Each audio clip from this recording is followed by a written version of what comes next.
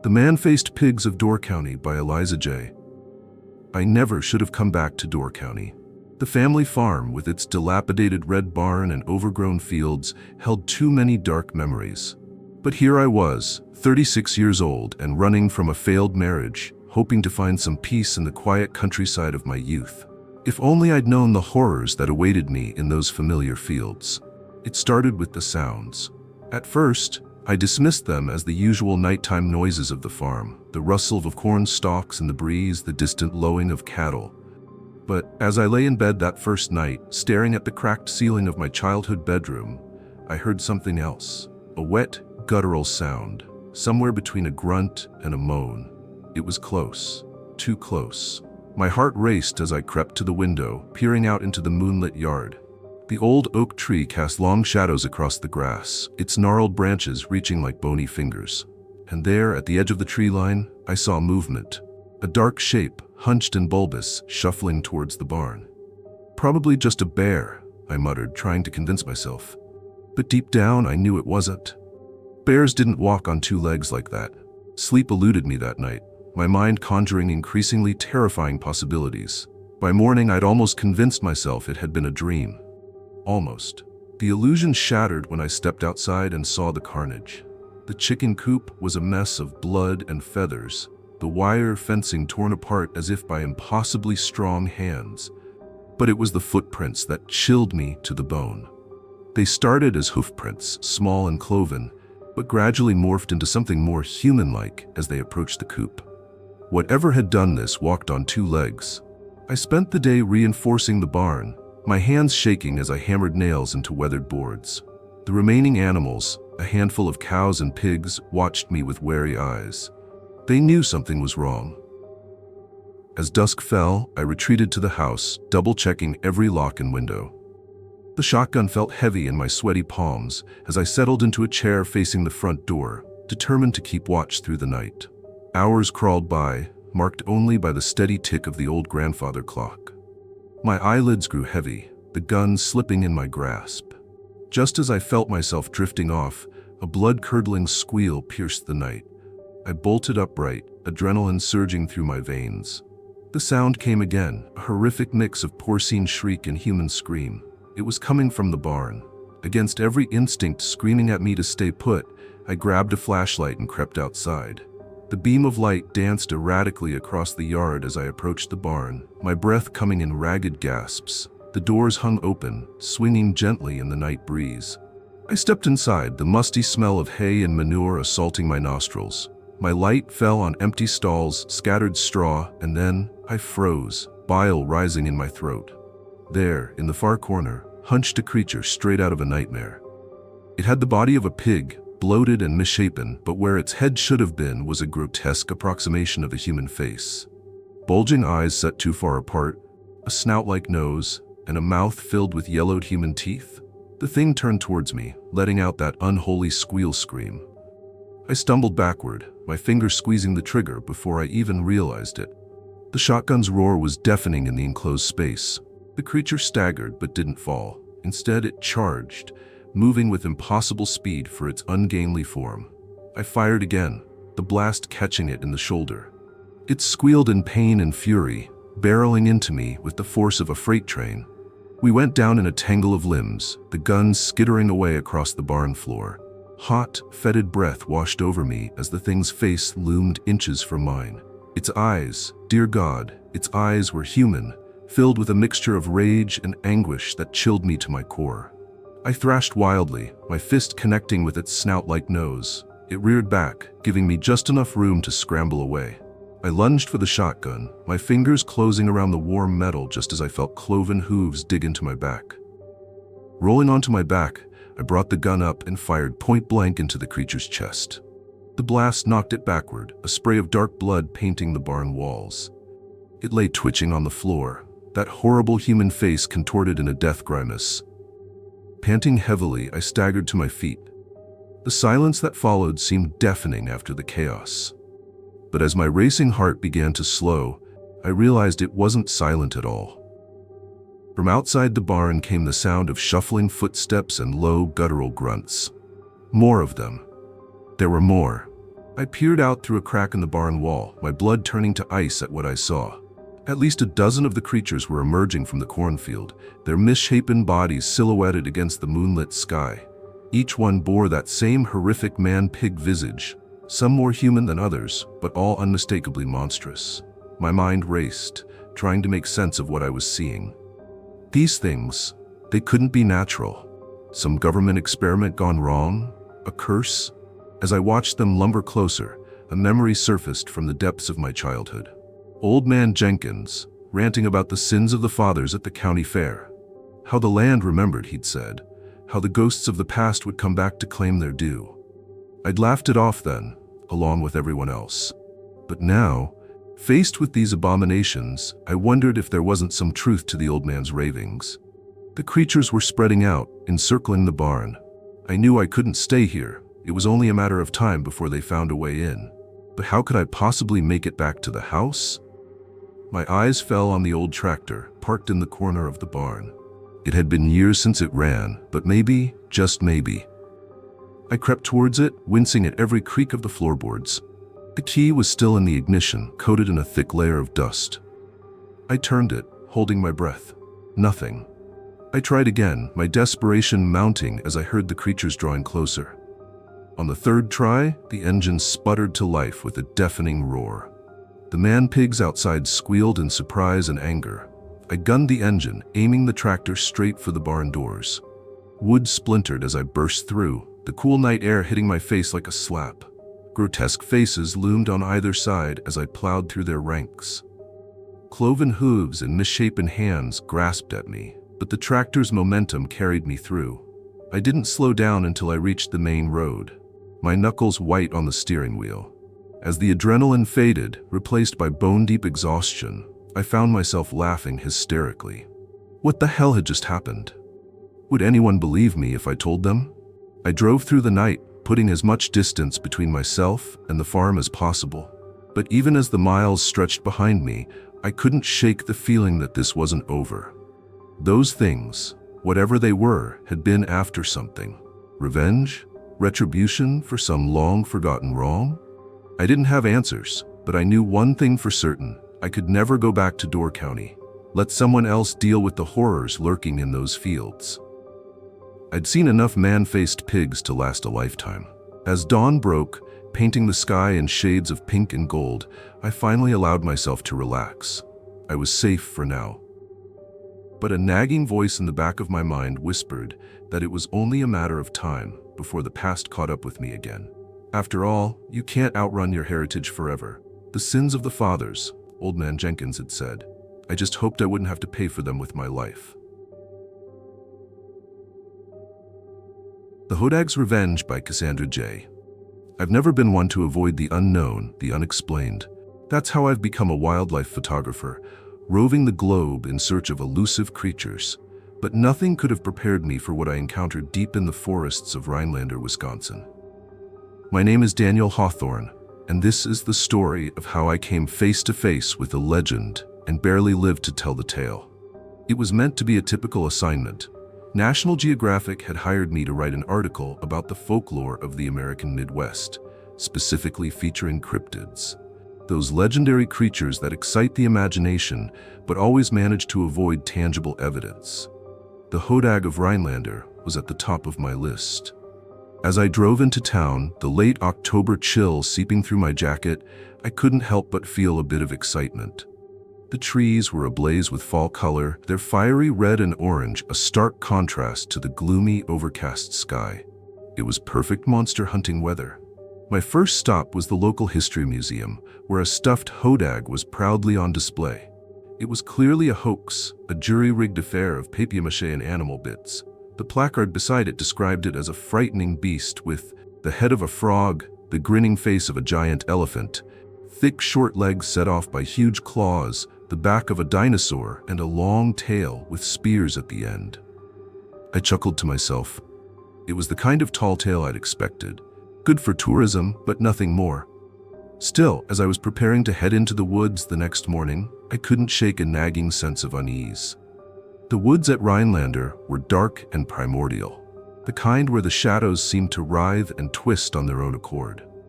The farther I went into the woods, my camera equipment weighing on my back, the silence became oppressive. No birds chirping, no rustling of small animals in the underbrush. It was as if the entire forest was holding its breath. I set up my first camera trap near a small clearing, hoping to capture some night shots of the local wildlife. As I was doing this, I could not shake the feeling of being watched. Every snapping twig had me jumping. Every rustling of the leaves in the wind was like a low growl. "Get a grip, Dan," I spoke aloud to myself. "Letting the legends spook you." But as the day wore on and I walked farther into the woods, that feeling only intensified. The trees seemed to tower over me, their branches reaching out like gnarled fingers. More than once, I caught a glimpse of movement out of the corner of my eye, only to turn and find nothing. As the sun started to set, I knew I should be heading back to town.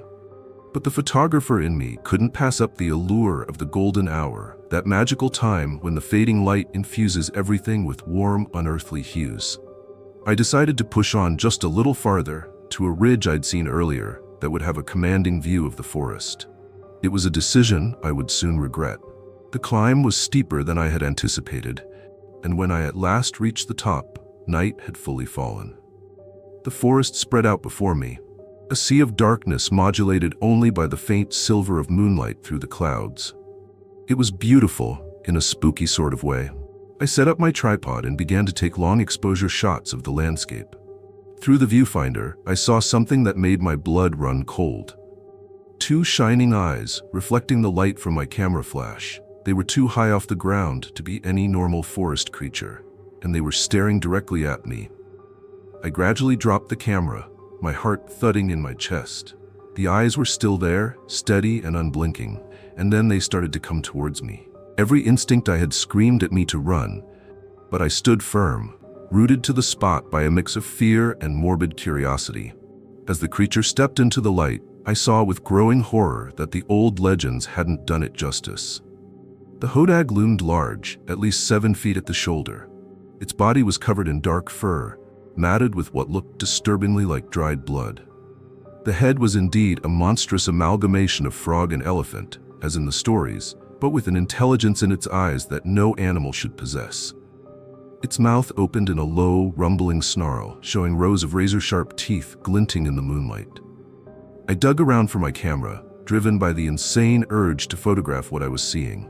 The flashbulb popped, casting the creature for an instant in harsh relief. And during that instant, I saw something that sent a shiver down to my very marrow.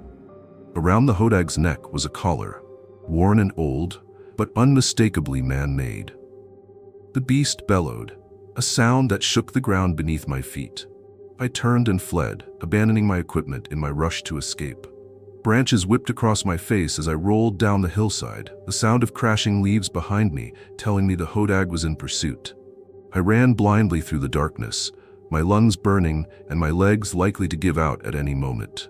The forest seemed to come alive around me, roots reaching up to snag me, branches reaching out to grab at my clothes. And always, always, the sound of the hodag growing closer. Just when I figured my heart would burst from exertion, I burst through the tree line into a small clearing. In its center was an old hunting cabin, its windows vacant and its roof sagging with age. It was my sole hope. I flung myself at the door, nearly shouting with relief as it gave under pressure. I shut it behind me, frantically looking around the room for something to barricade it with. There was a rickety old bookcase standing against one wall. That would have to suffice. As I pressed it against the door, I heard the hodag outside. Its mass blocked out what moonlight filtered through the grimy windows. I held my breath, praying that it would leave. But the hodag didn't leave. What I heard instead was the sound that chilled my blood, the slow, deliberate turning of the doorknob. "No," I whispered, backing away. "No, that's impossible." The door creaked open, the bookcase scraping across the floor as it was pushed out of the way by unearthly strength. And there, standing in the doorway, was the hodag. Up close, the intelligence in its eyes was undeniable. There was no beast here. Behind that ugly face was a calculating, icy mind. It glared at me for a long time, its head tilted to one side as if contemplating its next move. And then it spoke. "Daniel Hawthorne." It rasped, its voice a low growl that appeared to come from the earth itself. We've been waiting for you." I couldn't believe what I was hearing. This was not possible. Monsters did not exist, and even if they did, they would not be able to talk. But as the hodag crept closer to me, its claws scraping deep into the wooden floor, I knew this was not dream or hallucination. "How do you know my name?" I stuttered, pressing myself against the opposite wall. The hodag's mouth twisted into what might have been a smile, if it weren't for the rows of dagger-like teeth it revealed. "We know many things, Daniel. We know why you're here, searching for proof that we exist. We know about the others who came before you with their guns and their traps." It took another step forward, its massive bulk filling the small cabin. "We are aware of the pain and suffering your race has inflicted upon us, and now you will share in our vengeance." My mind spun as I tried to wrap my head around what I was hearing.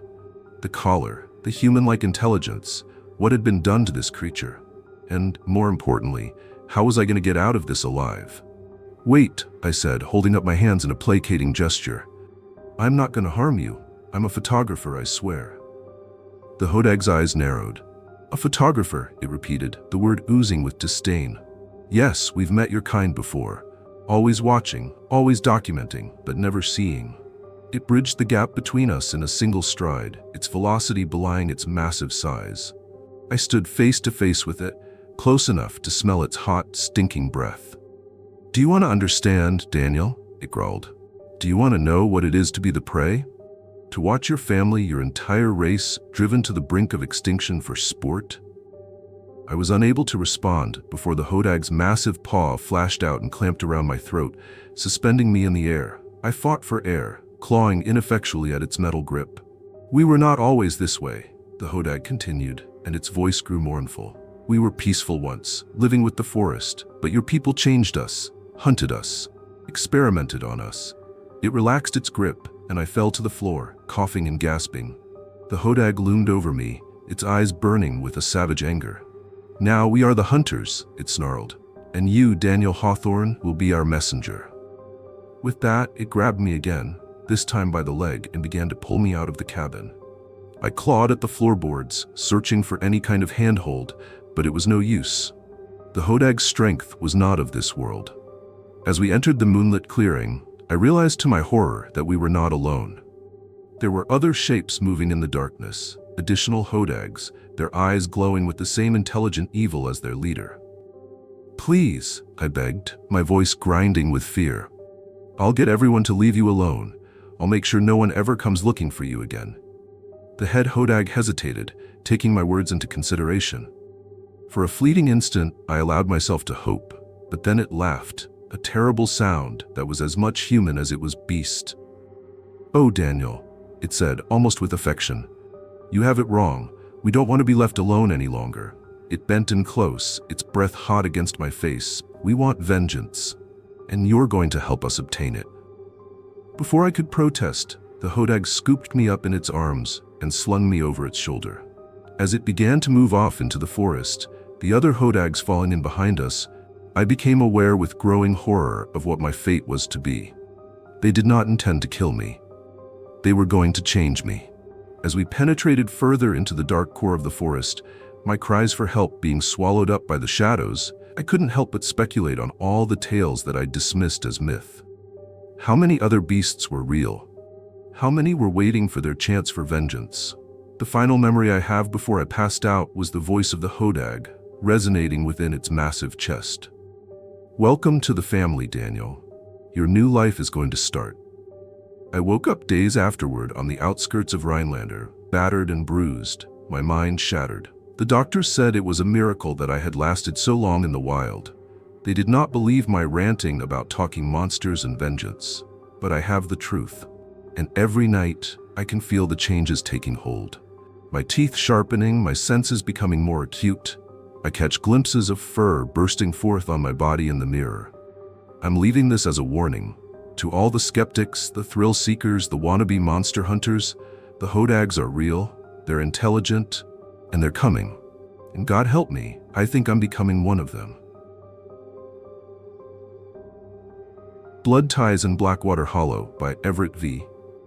The cold bit deeper than any winter I'd endured in Manitowoc. It wasn't the crisp, clean freeze of Lake Michigan winters, but a damp, marrow-deep chill that clung to my skin like the swamp mud soaking my boots. My son Caleb trudged ahead of me, his neon orange hunting vest glaring against the skeletal gray trees of Nipissing Swamp. He hadn't spoken since we'd left the truck, not that I blamed him. 3 years of silence between us couldn't be broken by a weekend hunting trip, no matter how much I'd hoped. The air reeked of decay, rotting leaves, stagnant water, and something sharper underneath, a metallic tang that made my gums ache. Caleb stopped suddenly, his shoulders rigid beneath his vest. "You smell that?" he muttered, the first words he'd spoken in hours. I nodded, though he couldn't see me. "Probably swamp gas or decomposing plants." He turned, his 16-year-old face pale beneath the bill of his camo hat. "No, it's like blood. Old blood." The unease in his voice coiled in my gut. I'd brought him here to fix things, to replace the memories of my missed Little League games and forgotten birthdays with something better. Now, staring into the skeletal trees clawing at the overcast sky, I wondered if I'd made a mistake. We made camp in a rare, dry patch of earth, the tent shuddering under gusts that sounded like whispers. Caleb fiddled with his hunting knife, its edge catching the firelight. "Why here?" he asked abruptly. "You hate swamps."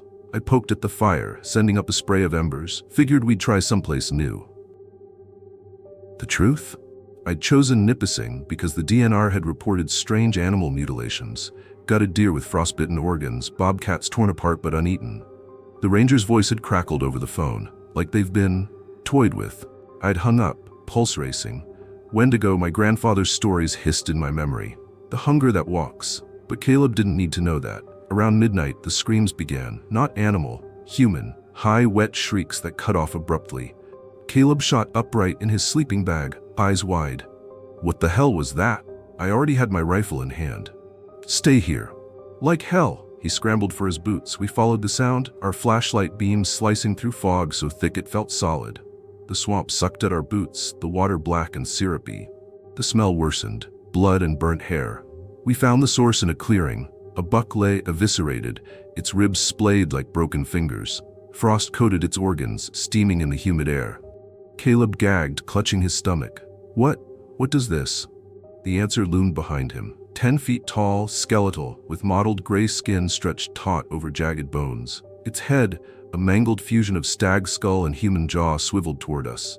Empty eye sockets pulsed with a sickly green glow. Caleb froze. The creature tilted its head, a crackling gurgle rising from its throat. "Ruin," it rasped in a voice like grinding ice. We ran. Caleb wouldn't speak, just sat by the fire, scratching at his arms. Red welts snaked across his skin. "Probably poison ivy," I lied, watching him shred a protein bar wrapper. His teeth scraped the foil. Caleb kept staring at the woods, licking his chapped lips. At dusk, he vanished. I found him kneeling by the buck carcass, hands buried in frozen entrails, his head snapped up, eyes reflecting the green glow of my flashlight. "It's hungry," he whispered, blood smeared across his chin. The fever hit fast. Caleb shook violently, his skin burning and frigid by turns. He clawed at his face, whimpering about voices in the trees. "We need to get to the truck," I said, packing supplies with trembling hands. He lunged. My own son tackled me, his fingers clawing at my throat. His eyes, no longer hazel but milky white, bulged with ravenous fury. "Feed it," he snarled, spittle hitting my face. "Or we feed." "I need him in the stomach." He howled, a sound that shook icicles from nearby pines. I ran. He followed. The swamp became a nightmare funhouse. Trees bent at impossible angles, their bark split into screaming faces. The fog writhed with half-seen shapes. Caleb's voice echoed around me, sometimes behind, sometimes ahead. "You left Mom alone when she was sick. You'll leave me too." I stumbled into a graveyard of carcasses, deer, a black bear, a human park ranger missing his legs. Frozen solid, their faces locked in terror. Caleb dropped from a tree, his body contorted, fingers elongated into claws, teeth sharpened to needles. "Join us," he gurgled, jaw unhinging. "Join the feast." I fired, the rifle cracked, the bullet tearing through his shoulder. He screamed, a mix of Caleb's voice and the Wendigo's guttural roar. "Dad, please," he whimpered, crumpling. The forest held its breath. I approached, tears freezing on my cheeks. "It's okay, buddy. We'll fix this." He lunged. Teeth sank into my forearm. I screamed, clubbing him with the rifle stock. Bone crunched. He collapsed. Blood steamed in the cold as I staggered back. The wound burned, my veins turning black beneath the skin.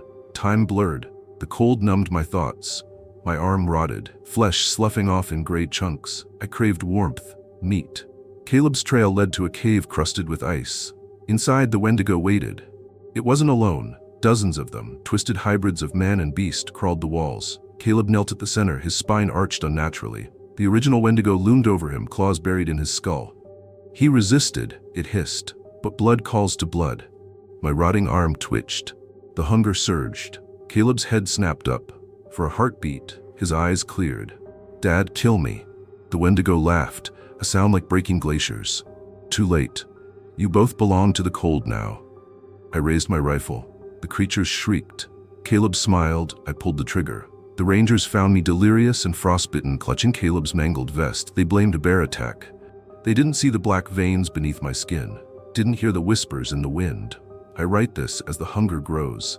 My teeth feel loose. The mirror shows cracks in my eyes. I won't become what took Caleb. There's one bullet left. God forgive me. Thanks for joining us in the shadows tonight.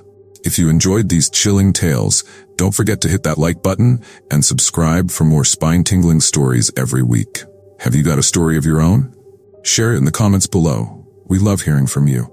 And remember, the darkness holds many secrets. Are you brave enough to uncover them? Until next time, keep your lights on and your doors locked. Sweet nightmares.